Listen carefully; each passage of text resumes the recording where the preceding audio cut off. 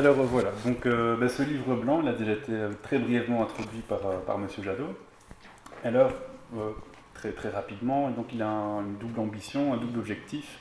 Donc c'est de contribuer à ce rôle de gestionnaire de l'assurance maladie invalidité par le biais donc, de la prévention et de la promotion de la santé.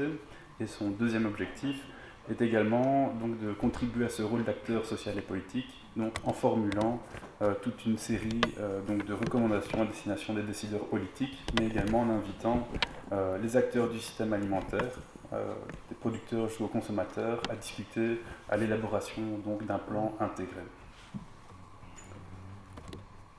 Alors, très brièvement, un petit briefing sur la méthodologie. Classiquement, donc, on a procédé à une assez large recherche documentaire.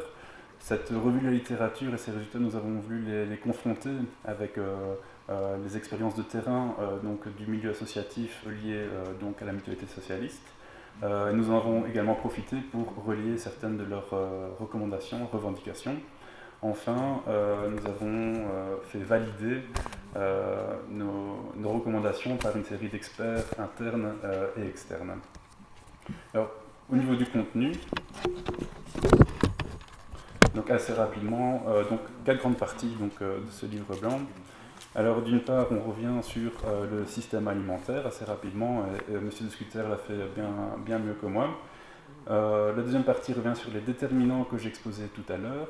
La troisième partie se pose une réflexion sur les niveaux de pouvoir qu'il faut impliquer donc dans ce plan intégré de l'alimentation.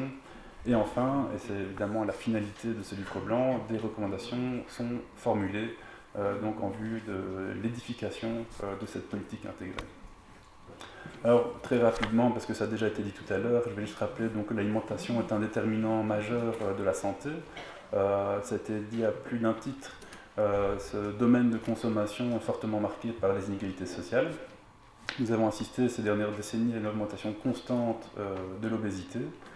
Le constat est fait que le système alimentaire actuel n'est pas durable. Des conséquences donc, en matière d'inégalité sociale, de santé, mais également de pression sur la sécurité sociale sont telles qu'il apparaît urgent et nécessaire donc, de lutter contre ces inégalités sociales et de lutter contre la malbouffe.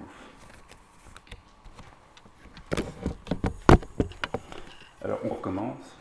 Bon, rapidement, juste pour rappeler qu'il y a un nombre assez élevé donc, de déterminants sur lesquels travailler si on veut augmenter cette accessibilité à l'alimentation de qualité. Donc toutes les recommandations vont essayer de travailler sur un ou plusieurs de ces déterminants ici repris donc, dans le schéma. Et deuxièmement, la multitude et la diversité de ces déterminants nous enseignent que tous les niveaux de pouvoir doivent être impliqués, donc du local au global, en passant par donc les provinces, les régions, les communautés, l'État fédéral, l'Europe, ont un rôle à jouer car ils ont une influence d'une manière ou d'une autre sur notre accessibilité à une alimentation de qualité. Deuxième constat, nous voyons que cette diversité nous renseigne que toutes les politiques sectorielles, et donc pas seulement celles qui sont en lien direct avec la santé, doivent prendre en considération ces enjeux d'alimentation et donc de santé, donc des politiques comme l'aménagement du territoire, des politiques de mobilité, des politiques économiques, évidemment au premier rang desquelles la politique agricole, doivent prendre en considération donc, ces enjeux de santé. Alors voilà, tout ce travail a abouti donc à 35 recommandations qui sont réparties en 6 grands axes. Alors ces recommandations se veulent juste des pistes d'action, donc des pierres à l'édifice d'un plan intégré qui vise à améliorer l'accès de tous à une alimentation de qualité. Et vous voyez ici donc ces 6 grands axes témoignent de l'approche transversale et globale qui est soutenue par le livre blanc. Alors assez rapidement, je vais passer sur ces 6 axes. Alors, le premier axe regroupe donc des recommandations qui visent à améliorer la gouvernance en matière d'alimentation. Donc, une bonne gouvernance, en fait, est une condition sine qua non pour que le système alimentaire organise l'accès de tous à une alimentation de qualité. Ainsi, des recommandations sont formulées pour la mise en place d'un conseil de l'alimentation de qualité qui soit plus large que ce qui existe actuellement. Des recommandations sont formulées en matière d'instauration de droits à l'alimentation, d'allocations supplémentaires de moyens pour le plan nutrition santé belge. Également, des recommandations portent sur les politiques de maîtrise des prix ou des politiques commerciales qui traitent donc des produits alimentaires. Alors, juste pour montrer un petit peu la structure donc des recommandations qui sont dans le livre blanc que vous avez reçu ce matin, à chaque fois, elles sont organisées en trois grandes parties, un petit descriptif et une petite argumentation. Des exemples sont cités s'ils existent. Et enfin, les niveaux de pouvoir sont identifiés afin que le décideur politique qui aura ce livre en main puisse un petit peu identifier si la recommandation se situe ou non dans son champ d'action. Alors, nous l'avons vu, l'offre alimentaire détermine l'enveloppe des choix possibles.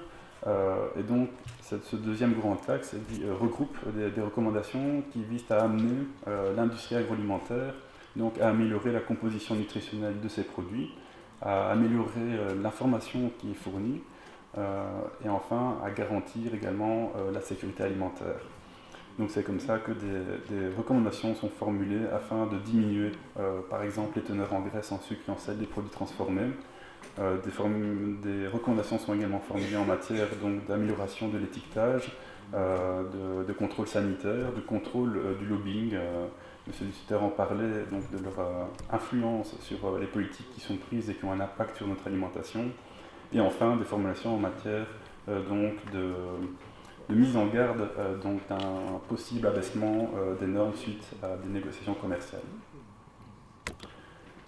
Enfin, au-delà de cette dimension sanitaire et nutritionnelle, il convient également d'œuvrer pour l'amélioration de la qualité des produits en termes donc, de qualité sociale, environnementale, mais également gustative, par exemple.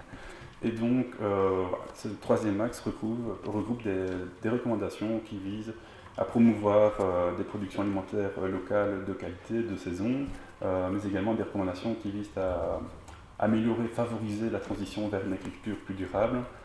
D'autres recommandations qui portent sur la lutte contre la standardisation des produits, sur la perte de la saveur des aliments.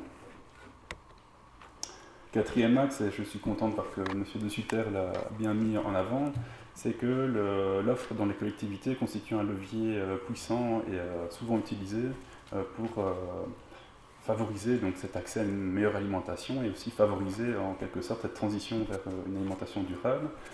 Voilà, donc nous formulons donc des recommandations pour améliorer l'offre dans les collectivités publiques et privées, donc il s'agit d'hôpitaux, d'écoles, d'entreprises, d'administrations.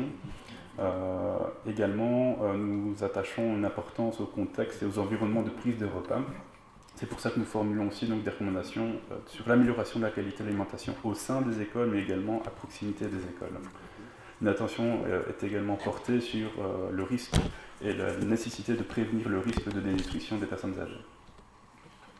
Enfin, avant-dernier axe, le chiffre que j'ai cité tout à l'heure de 200 000 personnes donc, qui ont recours quotidiennement à l'aide alimentaire indique qu'il y a une attention particulière à porter au public précarisé. C'est pour ça que cet axe regroupe des recommandations qui recommandent donc un renforcement, une amélioration et une reprise en main par l'État, même si certains sont dubitatifs. L'État doit se réapproprier la question et donc améliorer la protection sociale afin de garantir et d'améliorer l'accès à l'alimentation de qualité pour tous. Et étant donné que cette aide alimentaire existe, cette situation d'urgence existe et qu'il faut y répondre, des formulations, des recommandations sont également formulées pour améliorer, pour soutenir cette aide alimentaire et pour aussi améliorer sa qualité tant que possible. Et enfin, évidemment, agir au niveau donc, des publics, des individus est évidemment important.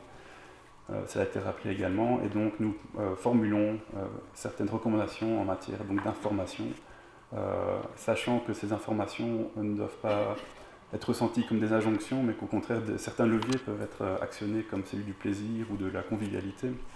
Nous pensons que les prestataires de soins et les travailleurs sociaux ont un rôle à jouer, notamment par leur contact direct avec les familles. Et enfin, des recommandations sont formulées en vue de redévelopper une culture alimentaire, de réamorcer la transmission familiale, donc des savoirs culinaires notamment, par le biais notamment de jardins collectifs individuels, et également une attention est portée sur la lutte contre le gaspillage. Donc voilà, merci de votre attention. Une partie de ces recommandations vont servir d'amorce, vont alimenter donc, les débats qui vont suivre.